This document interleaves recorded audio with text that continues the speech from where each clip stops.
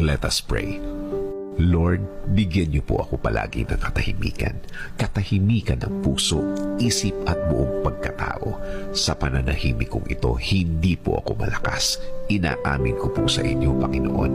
Ako po ay naghihina at alam ko po na kayo ang dapat kong kapitan. Alam kong kayo ang dapat kong paniwalaan na ang lahat ay magiging okay, ang lahat ay magiging maayos, ang lahat ay magiging tahimik.